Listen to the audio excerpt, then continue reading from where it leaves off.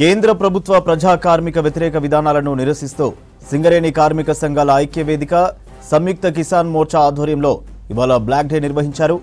పెద్దపల్లి జిల్లా గోదావరికని రెండవ బొగ్గు గనిపై సెంట్రల్ ట్రేడ్ యూనియన్లు సంయుక్త కిసాన్ మోర్చా నాయకులు నల్ల బ్యాడ్జీలు ధరించి నిరసన తెలిపారు.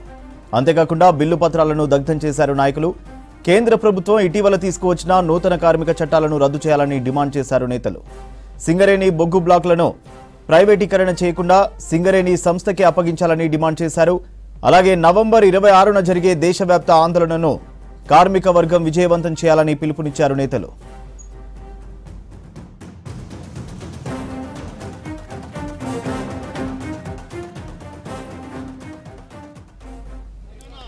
కేంద్ర ప్రభుత్వ ప్రజా కార్మిక వ్యతిరేక విధానాలను నిరసిస్తూ సింగరేణి కార్మిక సంఘాల ఐక్య వేదిక సంయుక్త కిసాన్ మోర్చా ఆధ్వర్యంలో ఇవాళ బ్లాక్ డే నిర్వహించారు.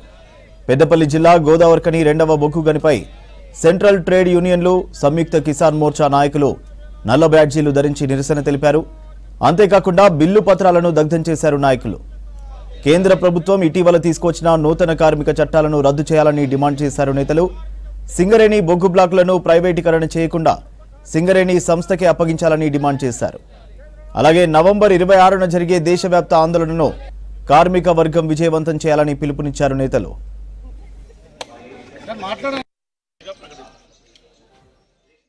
2019-21 తారీఖు నాడు కేంద్ర బీజేపీ ప్రభుత్వం ఎన్డీఏ ప్రభుత్వం కార్మిక చట్టాలను కాలరాయడానికి అది తీసేయడానికి బిల్లు పాస్ చేసిన రోజు.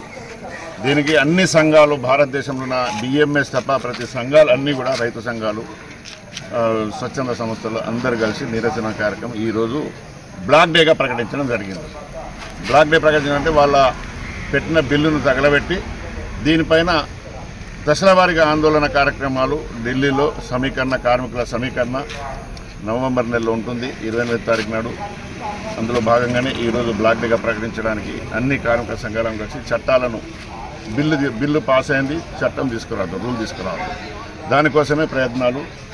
సింగరేణి కార్మిక సంఘాల ఐక్య వేదిక హెచ్ఎంఎస్, ఐఎఫ్టియు, ఏఐఎఫ్టియు, తెలంగాణ ఉద్యోగుల సంఘం, యుఎన్టీసీ అన్ని సంఘాలు కలిసి మేము ఇక్కడ చేయడం జరిగింది. బీజేపీ ప్రభుత్వం మోడీ ప్రభుత్వానికి వ్యతిరేకంగా లేబర్ కోడ్లను 29 లేబర్ కోడ్లను 4 కోడ్లుగా మార్చి దానికి వ్యతిరేకంగా అలాగే తెలంగాణలోని బొగ్గు గనులన్నీ కూడా సింగరేణికి కేటాయించాలని డిమాండ్ చేస్తూ నిరసన కార్యక్రమం బ్లాక్ డే నిర్వహించడం జరుగుతూ ఉంది.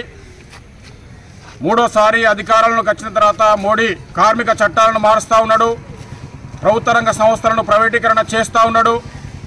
ఎన్ని నిరసన కార్యక్రమాలు చేసినప్పటికీ కూడా ఆయన ప్రయత్నం అనేది పెట్టుబడిదారులకు అనుకూలంగానే ఉంది తప్ప ప్రభుత్వంలోని ప్రభుత్వ రంగ సంస్థల కోసం కార్మికుల కోసం ఏనాడు కూడా పనిచేయని పరిస్థితి ఈరోజు ఉంది. కాబట్టే కార్మిక వ్యతిరేక చట్టాలను తీసుకువస్తున్నాడు. కాబట్టే ఈరోజు కార్మిక సంఘాలు, వ్యవసాయ కార్మిక సంఘాల ఆధ్వర్యంలో బ్లాక్ డే సింగరేణిలో నిర్వహించడం జరుగుతుంది. నరేంద్ర మోడీ ఇప్పటికైనా ఈ కార్మిక చట్టాలను రద్దు చేయాలని చెప్పి, అదేవిధంగా రైతు చట్టాలను రద్దు చేయాలని చెప్పి దేశవ్యాప్తంగా ఆందోళన జరుగుతున్నాయి. ఇప్పటికైనా నరేంద్ర మోడీ దాన్ని వెంటనే విరమించుకోవాలని చెప్పి, బొగ్గు బ్లాక్లను కూడా వేలంపాటను కూడా విరమించుకోవాలని చెప్పి మేము ఈ సందర్భంగా నరేంద్ర మోడీ ప్రభుత్వాన్ని డిమాండ్ చేస్తూ ఉన్నాం.